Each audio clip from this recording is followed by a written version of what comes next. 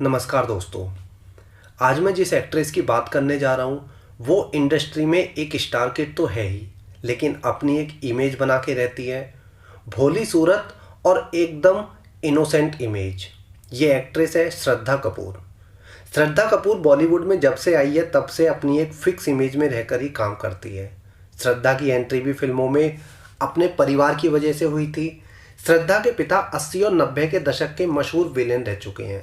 श्रद्धा की मौसी पद्मनी कोल्हापुरे और तेजस्वनी कोल्हापुरे भी फिल्मों में हीरोइन रह चुकी हैं। इसके अलावा लता मंगेशकर, आशा भोंसले, मीना खांडीकर, उषा मंगेशकर और हृदयनाथ मंगेशकर, ये सारे बड़े कलाकार भी श्रद्धा कपूर के रिश्तेदार हैं।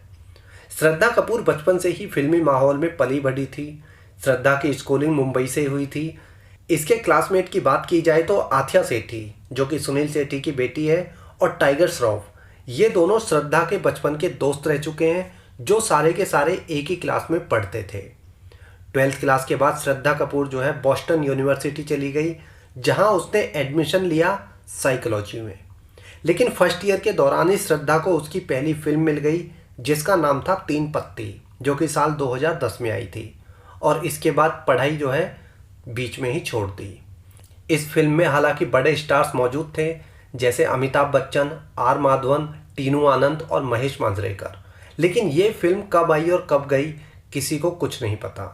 इसके बाद साल 2011 में श्रद्धा कपूर की एक और फिल्म आई। ये फिल्म थी लव का दी एंड। ये फिल्म भी फ्लॉप हो गई और श्रद्धा कपूर का कैरियर उस समय एकदम थमसा गया था, क्योंकि 2 फिल्में लगातार इसकी फ्लॉप हो चुकी थी। इसके बाद फैमिली की सिफारिश पर अगली फिल्म मिली 2 साल के बाद। ये फिल्म थी आशिकी 2। आशिकी 2 एक सफल मूवी थी। इसके गाने उस समय बहुत ज़्यादा फेमस हुए थे। इस फिल्म के बाद श्रद्धा कपूर और आदित्य रॉय कपूर दोनों ही रातों रात स्टार बन गए थे।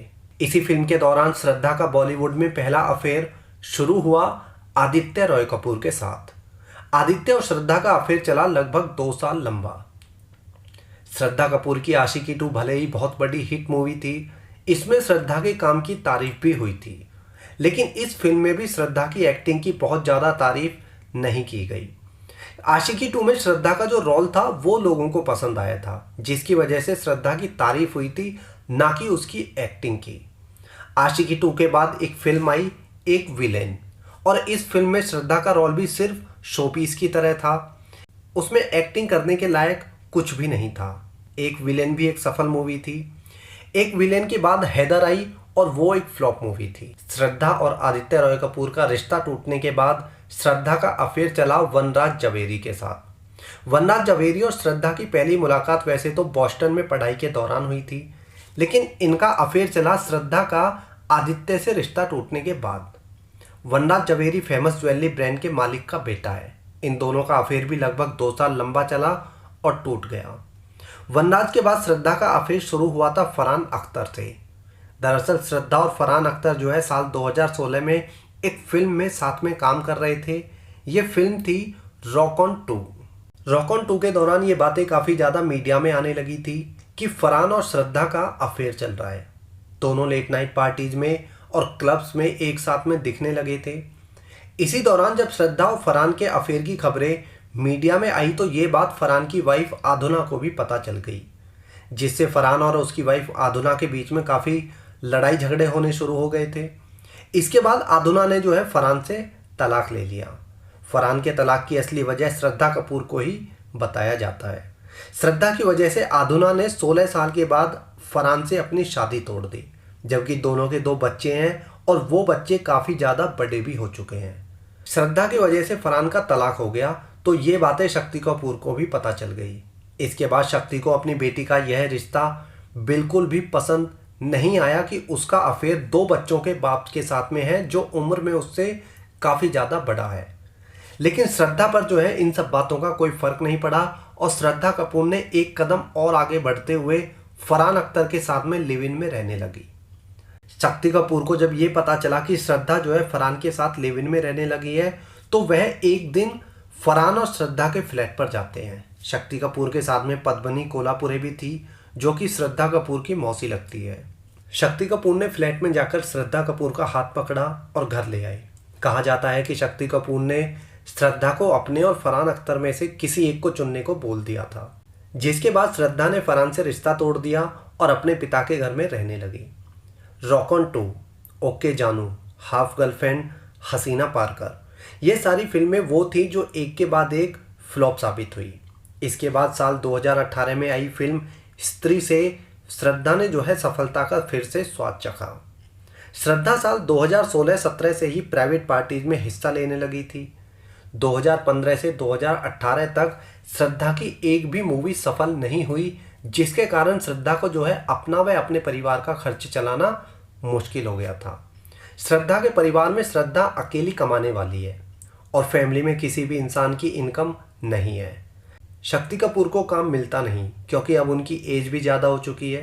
हालांकि श्रद्धा कपूर का एक भाई है जो 1-2 फिल्मों में पहले दिखाई दे चुका है, लेकिन वह बॉलीवुड में ज़्यादा नहीं चल पाया, जिसकी वजह से ना तो उसको फिल्में मिलती है और वो जो है अब फ्लॉप एक्टर की लिस्ट में जा चुका है। अपने परिवार की जिम्मेदारी की वजह से श्रद्धा कपूर प्राइवेट पार्टीज में परफॉर्म करने लगी ताकि ज़्यादा से ज़्यादा पैसे कमा सके। श्रद्धा का प्राइवेट पार्टीज में जाना ये बताता है कि श्रद्धा भी उन्हीं एक्ट्रेसेस की लिस्ट में शामिल है जो पैसों के लिए कुछ भी कर सकती है। श्रद्धा ना सिर्फ ड्रिंक करती है बल्कि ड्रग्स भी लेती है। ये बात शायद कभी सामने नहीं आ पाती अगर सुशांत की मौत के बाद एनसीबी ड्रग्स मामले में जांच नहीं करती तो। दरअसल एनसीबी द्वारा ड्रग्स की जांच में एक चैट काफ़ी ज़्यादा वायरल हो गई थी उस समय, जिसमें ड्रग पेडलर की चैट के अंदर जो है श्रद्धा कपूर का नाम भी शामिल था। यही वजह रही कि एनसीबी ने श्रद्धा कपूर को भी पूछताछ के लिए समन भेजा था। इसके बाद श्रद्धा से एनसीबी ने क्या पूछताछ की, क्या बातें सामने आई, ये अभी तक कुछ भी क्लियर नहीं हो पाया है। दरअसल जब श्रद्धा कपूर का नाम ड्रग्स केस में आया था तो उस समय एनसीबी ए लिस्टर एक्टर्स तक पहुंच चुकी थी, जिनमें सिर्फ श्रद्धा कपूर का नाम ही शामिल नहीं था बल्कि दीपिका पादुकोण, रकुल प्रीत सिंह और सारा अली खान भी शामिल थे। उस समय एनसीबी स्टेप बाय स्टेप चल रही थी।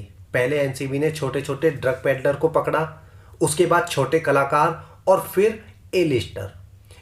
इसी से पता चल रहा था कि इन 3-4 एक्ट्रेसेस के संपर्क में जितने भी बाकी बड़े कलाकार हैं वो भी अब जल्दी ही रडार पर आने वाले हैं।